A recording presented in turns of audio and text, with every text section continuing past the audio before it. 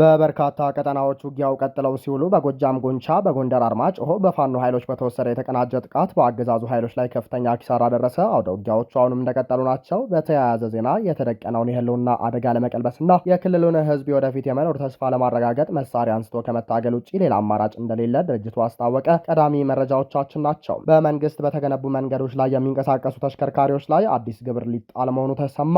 ጉዳዩ በርካቶችን አስደንግጧል። ይህ በእንዲህ እንዳለ መድረሻ አጣን ሲሉ ከወለጋ ተፈናቃዮች ተናገሩ። በጦርነትና ግጭት ማዕበል ውስጥ የወደቁ ተፈናቃዮችም የዝናብና ጎርፍ ማዕበል እየወረደብን ነው ሲሉ ከአገዛዙ ጦረኛ ፖሊሲው አሁንም እያስፈጸመ ነው። መረጃውን በዝርዝር ትሰሙታላችሁ። በሰሜን ኮርዶፋን የሱዳን ፈጣን ደጋፊ ኃይሎች አርኤስኤፍ በሲቪሊያኖች ላይ በቀል ጥቃት ሲሰነዝሩ በግብጽ ዳሚየታ ወደብ በመርከብ ላይ የድሮን ጥቃት ተፈጸመ። እሳቱ ወደ ሌላ መርከብም ተዛምቷል። ቀጠናዊ መረጃዎቻችን ናቸው። ሰላም፣ ጤና፣ ፍቅር የምንመኝላችሁ ውድ የብላክ ላይን ሚዲያ ቤተሰቦቻችን እናንተን ይመጥናሉ ብለን ያሰብናቸውን የተመረጡ ዕለታዊ የግንባር እና ወቅታዊ መረጃዎችን ወደ እናንተ ይዘን ቀርበናል። ቻናሉን ሰብስክራይብ በማድረግ ቤተሰብ እንድትሆኑ እየጋበዝን ወደ መረጃዎቹ እናመራለን። በጎጃም ጎንቻ፣ በጎንደር አርማጭሆ በፋኖ ኃይሎች በተወሰደ የተቀናጀ ጥቃት በአገዛዙ ኃይሎች ላይ ከፍተኛ ኪሳራ ደረሰ። በአማራ ክልል በተለያዩ አካባቢዎች የቀጠለው ውጊያን ተከትሎ በጎጃምና በጎንደር የሚንቀሳቀሱ የፋኖ እዞችም በብልጽግናው ጥምር ኃይሎች ላይ ከፍተኛ ጉዳት ማድረሳቸውንና በርካታ የጦር መሳሪያዎችን መማረካቸውን አስታወቁም። በምስራቅ ጎጃም ጎንቻ ድንገተኛ ጥቃት ተፈጽመዋል። በአፋብን ቴዎድሮስ እዝ 201ኛ ኮር የ74ኛ ክፍለ ጦር አነዛው ጎንቻ ሻለቃ አባላት ከሌሊቱ 11 ሰዓት ጀምሮ በጎንቻ ሲሶ እነሴ ወረዳ የሚገኙትን ትግዳር፣ ጨሞና ቡዛ ንዑሳን ከተሞችን መሰረት በማድረግ ተመድበው የነበረውን የአገዛዙን ፖሊስና ሚሊሻ ኃይል መክበባቸው ሲገለጽ ከባድ እርምጃን ፈጽመዋል። ከውጊያው በርካታ ቁጥር ያላቸው የፖሊስና ሚሊሻ አባላት መደምሰሳቸው የተገለጸ ሲሆን ከ27 በላይ የሚሆኑት ከባድና ቀላል ጉዳት እንደደረሰባቸው ታውቋል። ቁስለኞቹ በአሁኑ ወቅት በባህር ዳርና በሞጣ ሪፈራል ሆስፒታል ገብተው ሕክምና በማግኘት ላይ እንደሚገኙና ሆስፒታሎቹም በቁስለኞች ተጨናንቀው እንደሚገኙ የኮሩ ህዝብ ግንኙነት ገልጿል።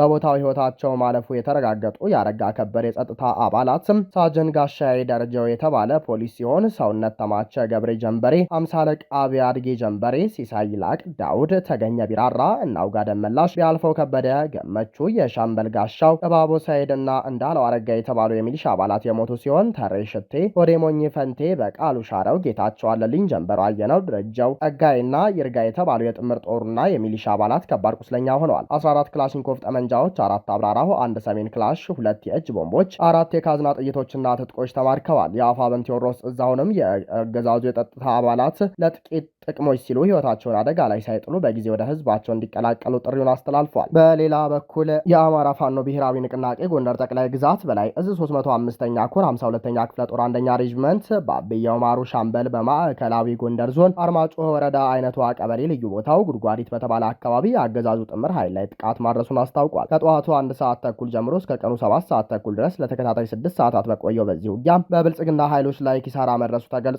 ከ20 በላይ የሰራዊት አባላት ሲሞቱ 6ቱ የጸረ ሽምቅ ኃይል አባላት የሞት ጽዋን አብረው ተጎንጭተዋል። 16 የጥምር ኃይሉ አባላት ከባድና ቀላል ጉዳት ሰለባ ሆነዋል። በቦታው 140 ጎራሽ ክላሽንኮቭ፣ 4 የነፍስ ወከፍ መክላሽና ልዩ ልዩ ተተኳሾች የተማረኩ ሲሆን የተረፈው የአገዛዙ ኃይል ወደ ትክል ድንጋይ ማፈግፈጉ ተጠቅሷል። በአሁኑ ሰዓት የፋኖ ኃይሎች ከጎንደር እስከ ሁመራ የሚወስደውን ዋና አስፋልት መንገድ ተቆጣጥረው እንደሚገኙና አካባቢውን በጥበቃ ስር መዋላቸውንም የ305ኛ ኮር ህዝብ ግንኙነት መምሪያ አስታውቋል። በመንግስት በተገነቡ መንገዶች ላይ የሚንቀሳቀሱ ተሽከርካሪዎች ላይ አዲስ ግብር ሊጣል መሆኑ ተሰማ። ጉዳዩ በርካቶችን አስደንግጧል። በኢትዮጵያ በመንግስት በወጣ ወጪ በተገነቡ የመንገድ መሰረተ ልማቶች ላይ በሚንቀሳቀሱ ተሽከርካሪዎች ላይ አዲስ ዓመታዊ ግብር ለመጣል የሚያስችል የታክስ ፕሮፖዛል ተዘጋጅቶ ለሚኒስትሮች ምክር ቤት ሊቀርብ እንደሆነ ተሰማ። የምጣኔ ሀብት ባለሙያው አቶ ዋሲሁን በላይ እንደገለጹት ይህ ግብር በተሽከርካሪ ባለቤቶች ላይ የሚጣል ሲሆን ክፍያውም ተሽከርካሪዎቹ የመንግስት መንገዶች በመጠቀማቸው ምክንያትም በየዓመቱ የሚፈጸም ይሆናል። አፈጻጸሙም ከሀገሪቱ የተሽከርካሪዎች ዓመታዊ የቴክኒክ ምርመራ ቦሎ ጋር ተያይዞ እንደ ግዴታ ሊቀርብ እንደሚችል ይጠበቃል ብለዋል። ጉዳዩ መንግስት የተባለው ብልጽግና ህዝብን በመንገድ ማለያየቱን ያመላከተ መሆኗል። እንደ ባለሙያው ማብራሪያ የግብሩ መጠን በሁሉም ተሽከርካሪዎች ላይ እኩል አይሆንም። ይልቁንም አጣጣሉ የተሽከርካሪውን አይነትና ተሽከርካሪው የሚያመነጨውን የካርቦን ወይም ጭስ መጠን መሰረት ያደረገ ይሆናል ብለዋል። በዚህም መሰረት ከፍተኛ የካርቦን ጭስ የሚለቁ አሮጌ ተሽከርካሪዎች ከፍተኛ የታክስ መጠን እንዲከፍሉ ሲደረግም፣ አነስተኛ ጭስ የሚለቁ አዳዲስ ወይም የአካባቢ ጥበቃ መስፈርቶችን የሚያሟሉ ተሽከርካሪዎች ደግሞ ዝቅተኛ ግብር እንዲከፍሉ ይደረጋል ተብሏል። ይህ የመንገድና የልቀት ታክስ አሰራር በሌሎች ሀገራት በተለይም በኬንያ በሩዋንዳና በበርካታ የአውሮፓ ሀገራት የተለመደ አሰራር መሆኑን አቶ ዋሲሁን በማብራራት ብልጽግና ብቻ የጣለው አለመሆኑን ለመከላከል ሞክረዋል። አዲሱ አሰራር ወደ ስራ ሲገባ በአገዛዙ ቤት ዋና ዋና ጥቅሞች ያስገኛል ተብሎ ይገመታል ሲባል መንግስት ለመንገድ ጥገናና እንክብካቤ የሚሆን ተጨማሪ የገቢ ምንጭ ያገኛል የሚለው ቀዳሚ ጥቅም ሆኖ ጠቅሷል። ግብሩ በከተሞችና በክልሎች ደረጃ የሚሰበሰብ በመሆኑ የአካባቢ መስተዳድሮች የራሳቸውን የልማት በጀት እንዲያሳድጉ ትልቅ ዕድል ይፈጥርላቸዋል የሚል ይዘትም የያዘ ሲሆን በክልሉ የገቢ እቅድ የማደግ ምክንያት በፌዴራል መንግስት በጀት ላይ የሚወድቀውን የገንዘብ ጫና ይቀንሳል ሲሉ አብራርተዋል። ከዚህ አዲስ ግብር የሚሰበሰበው ገቢ ከአገሪቱ አጠቃላይ የሀገር ውስጥ ምርት ጂዲፒ 0.2 በመቶ ያህል ድርሻ ይኖረዋል ተብሎ እቅድ ተይዞበታል። ይህ የታክስ ፕሮፖዛል በአሁኑ ወቅት በሚኒስትሮች ምክር ቤት ደረጃ ዝግጅቱ እየተጠናቀቀ ያለ ሲሆን ቀጥሎም ለተወካዮች ምክር ቤት እንደሚቀርብ ተገልጿል። ዝርዝር ደንቦችና መመሪያዎች ወጥተውለት ወደ ተግባር ሲገባ የብልጽግናን የገቢ መሰረት ይሰፋል ተብሎ በትኩረት ሊሰራበት መሆኑ ተመላክቷል። በሌላ በኩል በብድርና ጫና እያወላወለ ያለው የአብይ አህመድ አስተዳደር የህዝብ አገልግሎቶችን ለማስፋፋትና የወጡ ወጪዎችን ለመሸፈን ሲል በጠራውና የገቢ መሰረቱን ለመስፋት የተለያዩ አማራጮችን ሲቀርጽ መቆየቱ ይታወቃል። ከዚህ ቀደም በይፋ እንደተገለጸው መንግስት መደበኛ ያልሆኑ የንግድና የስራ ዘርፎችን ወደ ግብር ስርዓቱ ለማስገባት ባቀደ መሰረትም በሴት አዳሪነት የሚተዳደሩ ሴቶች እንዲሁም በጫማ ጠራጊዎች ሊስትሮች ላይ ሳይቀር የገቢ ግብር ለማስጣል የሚያስችሉ እቅዶችን ማዘጋጀቱ መነገሩ ይታወሳል። አዲሱ የመንገድ ግብርም መንግስት የታክስ መረቡን በማስፋትና የራሱን ገቢ ማሳደግ የሚደረገው እንደሆነ ይገመታል። አገዛዙ በቢሊዮን የሚቆጠር የህዝብ ገንዘብ በባለስልጣናቱ በመቀራመትና ወደ ውጭ በማሸሽ በምስኪኑ ህዝብ ላይ አንዳች ምህረት የለሽ የገቢ ግብር የጣለ መሆኑን የአደባባይ ሀቅ ነው። በማንኛውም ህጋዊና ጤናማ የኢኮኖሚ ስርዓት ውስጥ ነጋዴ ወይም አምራቹ አትርፎ ጥሪት ቋጥሮ አቅሙን በማጎልበት ንግዱን ማስፋፋት፣ የሥራ ዕድል መፍጠር እና ወደ ትክክለኛ የኢኮኖሚ ወደ መሸጋገር አለበትም። የመንግስት ግብር ሊያድግ የሚችለው ነጋዴዎች ቁጥሩ ሲበራከትና የንግድ አቅም ሲጎለብት ከሚገኝ ተመጣጣኝ ድርሻ እንጂ ነጋዴው አማጦ በማስገበር አይደለም ሲሉ የምጣኔ ሀብት ባለሙያው አቶ ሙሼ ሰሙ ማመላከታቸውን በማለዳ ዜና ሰዓታችን መዘገባችን ይታወሳል። አሁን ያለው አሰራር ግን ነጋዴው ህጋዊ መስመሩን ሲዘጋበት ወደ ጓሮ በር ድርድርና ህገወጥ አሰራር እንዲያመራ ያስገደደ በስም የነጻ ገበያ ኢኮኖሚ እየተባለ ነገር ግን የነጋዴው ከገበያ እየወጣ ህገወጦችና ጥገኛ ባለሀብቶች የሚነክሱበት ባለሀብቱ አእምሮን ለፈጠራ ጊዜውን ለምርታማነት ከመጠቀም ይልቅ ከመንግስት ገቢ አስፈጻሚዎች ጋር በሚደረግ ፍትሐዊ ያልሆነ ግብግብ ጊዜውን እንዲጨርስ ያደረገ ነው መሆኑም የምጣኔ ሀብት ባለሙያው አስምረውበታል። የምጣኔ ሀብት ባለሙያው በኮታና በነሲብ የሚጫን ግብር ሀገርን በአንድነት ይዞ ከመውደቅ ውጭ ተያይዞ ማደግን አያመጣም። ገዢው አካል የመንግስትን ወጪ በመቆጣጠር ቁጠባን በመለማመድ በገዢዎችና ጉምሩክ መዋቅር ውስጥ የሚታየውን ሰፊ የሙስና መረብ በማጽዳትና ህገወጥ ንግድን በማስቆም ብቻ የሀገሪቱን ገቢ በእጥፍ ማሳደግ ይችላል ሲሉም ምክረ ሀሳብ ማቅረባቸው አይዘነጋም። በጦርነትና ግጭት ማዕበል ውስጥ የወደቁ ተፈናቃዮች የዝናብና ጎርፍ ማዕበል እየወረደብን ነው ሲሉ ከአገዛዙ ጦረኛ ፖሊሲ አሁንም ተጨማሪ ዜጎችን ከቀያቸው እያፈናቀለ ነው። ብልጽግና የጦር መሳሪያ ግዢ ላይ በጀቱን ማድመቁን እንደቀጠለ መሆኑ ተመላክቷል። በሰሜንና ደቡብ ወሎ እንዲሁም በሰሜን ሸዋ ዞኖች በሚገኙ 4 የተለያዩ የመጠለያ ጣቢያዎች የሚኖሩ ከ90 ሺህ በላይ የሀገር ውስጥ ተፈናቃዮችም በወቅቱ ከባድ ክረምት ንፋስና ጎርፍ ምክንያት ለከፍተኛ እንግልት መጋለጣቸውን ገለጹ። ተፈናቃዮች የዓመታት መጠለያዎቻቸውን በማርጀታቸውና በጎርፍ መጥለቅለቃቸው ምክንያት ሌሊቱ ሙሉ በስጋትና በጭቃ ላይ ቁጭ ብለው ለማደር መገደላቸውንና በነበራቸው የቀለብ እህልም በውሃና በንፋስ መበላሸቱን ተናግረዋል። ይሁን እንጂ ይህ በየዓመቱ የሚደጋገመው የተፈናቃዮች ሰብአዊ ቀውስና አሰቃቂ የህይወት ገጽታ ተፈጥሯዊ አደጋ ብቻ ሳይሆንም የአገዛዙ አጠቃላይ ጦረኛ ፖሊስና የጦርነት ቀስቃሽ አካሄድ ያስከተለው ጦረኛ ውጤት እንደሆነ በርካታ ታዛቢዎችና የፖለቲካ ተንታኞች ይናገራሉ። በተለያዩ መጠለያ ጣቢያዎች የሚገኙ ተፈናቃዮች የሚያስተላልፉት መልእክት የአደጋውን አሳሳቢነት ያሳያል። በገራዶ መጠለያ ጣቢያ ለ5 ዓመታት በሸራ መጠለያ ያሳለፉት ወይዘሮ ፋጢማ ኢብራሂም የዘንድሮ ዝናብና ጎርፍ ያላቸውን ጥቂት የጤፍ ቋጠሮ ሳይቀር ጠራርጎ እንደወሰደባቸውና ልጆቻቸውን ይዘው በጭቃ ላይ ለመቀመጥ መገደዳቸውን ገልጸዋል። በተመሳሳይ አቶ ሁሴን መሐመድ ከ6 ልጆቻቸውና ከባለቤታቸው ጋር የመጠለያ ቤታቸው በመፍረሱ ምክንያት በጢስ ቤት ወይም ኩሽና ውስጥ ተጠልለው እንደሚገኙ ተናግረዋል። ሰሜን ወሎ ጃራ መጠለያ ጣቢያ አቶ አህመድ አሊና አቶ አደም ሰይድ እንደገለጹት መጠለያዎቹ ያረጁና አዲስ የተሰሩትም ቢሆኑም ስለ ሸራና የተቀደዱ በመሆናቸው ዝናቡንና ንፋሱን መቋቋም አልቻሉም። ከ40 በላይ ቤቶች ሲፈርሱ ሌሊቱ በሙሉ ንፋሱ ጥቂት የነበረቻቸውን ዱቄት ከማበላሸቱ ባሻገር ልጆቻቸውን አቅፈው መሬት ላይ ቁጭ ብለው እንዲያድሩ እንዳስገደዳቸው ይናገራሉ። በደብረ ብርሃን ቻይና ካምፕ ደግሞ ከ12000 በላይ ተፈናቃዮች በሚገኙበት በዚህ ካምፕ ከ300 በላይ የመጠለያ ድንኳኖች ለ5 ዓመታት ያገለግሉና አርጅተው የሚያፈሱ በመሆናቸው ተፈናቃዮቹ ከላይ በዝናብ ከታች በጭቃ መከራቸውን እያዩ መሆኑን ተናግረዋል። በደቡብ ወሎ የቱርክና የመካነ ኢየሱስ ጣቢያዎች በተመሳሳይ ችግር ውስጥ የሚገኙ ሲሆን የደቡብ ወሎ ዞን አደጋ መከላከልና ስራ አመራር ጽሕፈት ቤት ጊዜያዊ ጥገናና ጥቂት ዱቄት ከማስገባት ያለፈ ዘላቂ መፍትሄ መስጠት አለመቻሉን አምኗል። ይህ ሁሉ ሰብአዊ መከራ የሚከሰተው በከንቱ አይደለም። የአገዛዙ ፖሊሲና አጠቃላይ ሀገራዊ እንቅስቃሴ ከህዝብ ደህንነትና ዘላቂ ሰላም ይልቅም በጦርነትና በኃይል መንገድ ላይ ያተኮረ በመሆኑ ለተፈናቃዮች ችግር እውነተኛ መፍትሄ እንዳያገኝ አድርጎታል።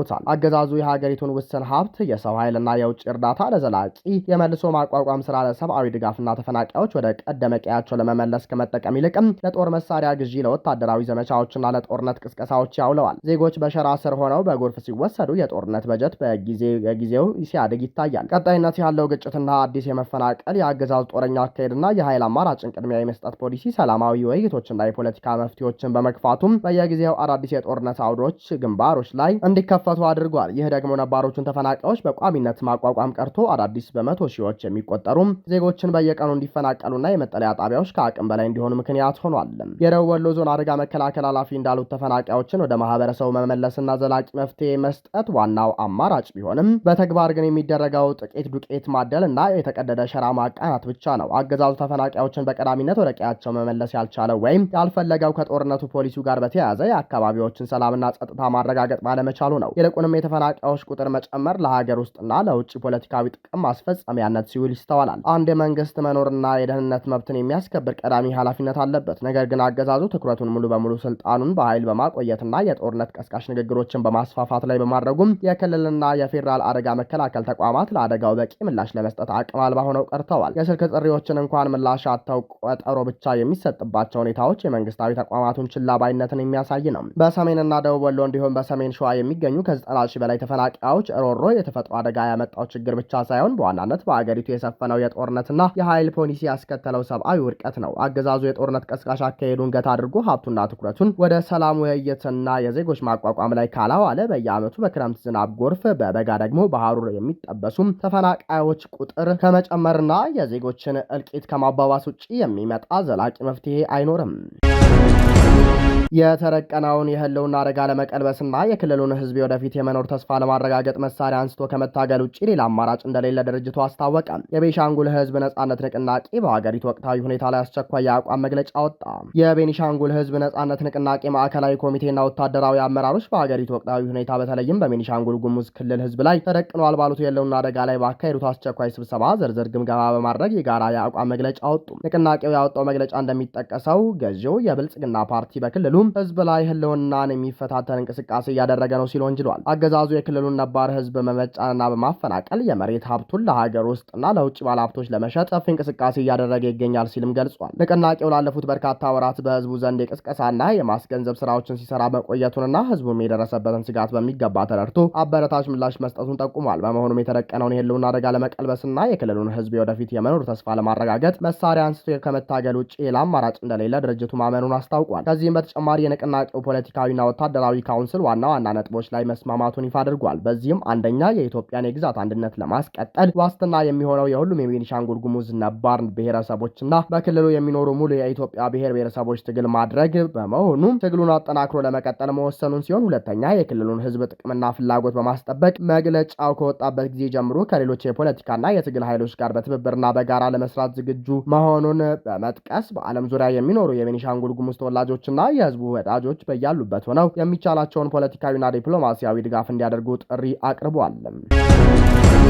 በሰሜን ኮርዶፋን የሱዳን ፈጣን ድጋፍ ኃይሎች አርኤስኤፍ በሲቪሊያኖች ላይ በቀል ጥቃት ሰነዘሩ። በሱዳን ኤልኦቤድ ቀጠና ከኡምሳይላ፣ ጀብራት አልሼክ እና ባራ አካባቢዎች በሱዳን ጦር ተመተው ያገገሙት የፈጣን ድጋፍ ኃይሎች አርኤስኤፍ ተዋጊዎች በሰሜን ኮርዶፋን ግዛት በሚገኙም ንጹሐን ዜጎች ላይ የበቀል ጥቃት ማካሄዳቸውን የአካባቢው ምንጮች ገለጹ። እንደ ምንጮቹ ገለጻ የጥቃቱ ሰለባ የሆኑት ኡምባደር፣ ሶዳሪ፣ አቡ ዘይማ፣ ሐምራት አልሼክ እና አልማዝሩብ የተባሉ የሰሜን ኮርዶፋን ከተሞችና ገጠራማ መንደሮች ናቸው። የአካባቢው ነዋሪዎችና የአይን እማኞች እንደተናገሩት የፈጣን ደጋፊ ኃይሎች ተዋጊዎች በነዋሪዎችና ዜጎች ላይ ጥሰት ፈጽመዋል። የገበያ ማዕከላትና ሱቆች ሙሉ በሙሉ ተዘርፈዋል። ተዋጊዎቹ ወደ ንጹሐን ዜጎች መኖሪያ ቤቶች በመግባት ንብረት ከመዝረፋቸውን በላይ ነዋሪዎችን አስፈራርተዋል። በርካታ የአካባቢው ነዋሪዎች ለሱዳን መደበኛ ጦር የቦታ መረጃ ታቀብላላችሁ በሚል ውንጀላ በቁጥጥር ስር ውለዋል። ይህ በእንዲህ እንዳለ የሱዳን ጦር ናቸው ተብለው የሚገመቱ የሰው አልባ አውሮፕላኖች ወይም ድሮኖች በሶዳሪ ኦምባደርና ኤልማዝሩብ አቅጣጫ በሚንቀሳቀሱ የአርኤስኤፍ ተሽከርካሪ ኮሪዶሮች ላይ ተከታታይ የአየር ጥቃቶችን ፈጽመዋል። የሱዳን የሱዳን ጦር ወታደራዊ ምንጮች እንደገለጹት የመደበኛው ጦር ዋና ዓላማ በሰሜን ኮርዶፋን ትልቋን ከተማ ወደ ሆነችው ሶዳሪ በመገስገስ ላይ ናቸው። ሶዳሪ በዳርፉርና በካርቱም መካከል የሚደረገውን የበረሃ ትራንስፖርት መስመር ለማገናኘት የምትጠቅም ወሳኝ ስትራቴጂካዊ ኮሪደር ናት። የፈጣን ደጋፊ ኃይሎች አርኤስኤፍ ከዚህ ቀደም ይህንን መስመር ተዋጊዎችንና የጦር መሳሪያዎችን ከዳርፉር ወደ ዋና ከተማዋ ካርቱም ለማጓጓዝ ሲጠቀሙበት ቆይተዋል። ይህ አዲስ ወታደራዊ ውጥረት ያጋጠመው የሱዳን መደበኛ ጦርና አጋሮቹ በቅርቡ በሰሜን ኮርዶፋን 5 ዋና ቦታዎችንና ካርቱምን ከኮርዶፋንና ዳርፉር ጋር የሚያገናኘውን ዋና የኤክስፖርት መንገድ መልሰው ከተቆጣጠሩ በኋላ ነው። የህግ ባለሙያዎች ስብስብ የሆነው ኢመርጀንሲ ሎየርስ የተባለው የሰብአዊ መብት ተሟጋቾች ቡድን በሰጡት መግለጫ አርኤስኤፍ በሰሜን ኮርዶፋን ንጹሐን ዜጎች ላይ ሰፊ ጥሰትን ፈጽሟል ሲል ከሷል። በእነዚህም ምክንያት ሺዎች ከቀያቸው ለመፈናቀል መገደዳቸውን አስታውቋል። በሱዳን የሚንቀሳቀስ የሰብአዊ መብት ተሟጋች ቡድን ባወጣው መግለጫ የሱዳን ፈጣን ደጋፊ ኃይሎች አርኤስኤፍ በሰሜን ኮርዶፋን ግዛት በሚገኙ ንጹሐን ዜጎች ላይ ሰፊና ከባድ የሰብአዊ መብት ጥሰቶችን መፈጸማቸውንና በዚህም ምክንያት በሺዎች የሚቆጠሩ ነዋሪዎች ከቀያቸው እንዲፈናቀሉ መገደዳቸውን አረጋግጫለሁ ብለዋል። ይህ አዲስ የጥቃትና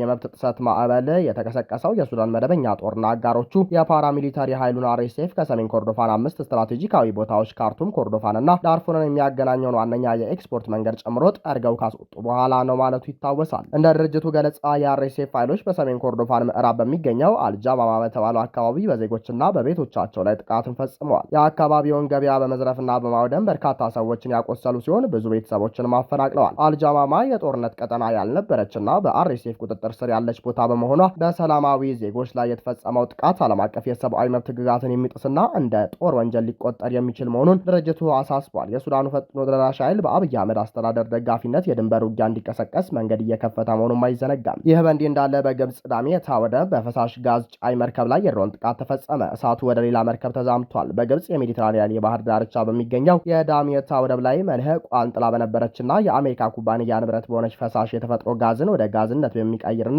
በሚያከማች መርከብ ላይ የድሮን ጥቃት መፈጸሙ ተገለጸ። እንደ ሮይተርስ ዘገባ በተፈጸመው ጥቃት ምክንያት በባህር ላይ በተንሳፋፊዋ መርከብ ላይ ከፍተኛ እሳት የተነሳ ሲሆን የእሳቱ ነበልባልም አቅራቢያ ወደ ነበረች ሌላ ጋዝ ጫኝ መርከብ መሸጋገሩ ተረጋግጧል። የብሪታንያው የባህር ላይ ደህንነት ተቋም ኢምብሬ የመጀመሪያውን ደረጃ ምዘናውንና የደህንነት መረጃዎችን ጠቅሶ እንደገለጸው የተጠቃችው ዋና መርከብ አነርጎስ ዊነርስ የምትባል ሲሆን በጥቃቱ ምክንያት የቀኝ ጎኗ በቀጥታ በድሮን ተመቷል። ጥቃቱን ተከትሎ የተነሳው እሳት በወደቡ አቅራቢያ ወደ ነበረው ጋስሎግ ሳሌም ወደ ተባለች ሌላኛው ሁለተኛዋ የጋዝ ጫኝ መርከብ ተዛምቷል። ኤነርጎስ ዊንተር በግምት እስከ 138250 ኪዩቢክ ሜትር ፈሳሽ የተፈጥሮ ጋዝ የመያዝና የማከማቸት ከፍተኛ አቅም ያላት ናት። መርከቧ መቀመጫውን በአሜሪካ ያደረገው ኤነርጎስ ኢንፍራስትራክቸር የተባለ የኃይል መሰረተ ልማት ኩባንያ ናት። የቴክኒክ የደህንነትና የንግድ እንቅስቃሴዎቿ የሚመሩት በዓለም አቀፉ የመርከብ አስተዳደር ኩባንያ ቪልሄልምስ ሺፕ ማኔጅመንት አማካኝነት እንደሆነ ታውቋል። ይህ በሜዲትራኒያን ባህር ክልል በሚገኝ አስፈላጊ የግብጽ ኃይልም ወደብ ላይ የተፈጸመ ጥቃት በምስራቅ ሜዲትራኒያንና በቀይ ባህር አካባቢ ያለውን የባህር ላይ ንግድና የኃይል ማጓጓዝ ደህንነት ስጋት የበለጠ ሊያባብሰው እንደሚችል የባህር ላይ ደህንነትም ባለሙያዎች ይጠቁማሉ። እስካሁን በሰው ሕይወት ላይ የደረሰ ጉዳት መኖር አለመኖሩና የእሳት አደጋው ሙሉ በሙሉ መቆጣጠር መቻሉን በተመለከተ ከግብጽ ባለስልጣናት በኩል ተጨማሪ ይፋዊ መግለጫ አልተሰጠም። ክቡራንና ክቡራት አድማጭ ተመልካቾቻችን ለሰዓቱ የነበረን የዜናና የመረጃ ስርጭታችን ይህንን ይመስል ነበር። ቻናሉን ሰብስክራይብ በማድረግ ቤተሰብ እንድትሆኑ ጋበዘን። ጤና ይስጥልንም።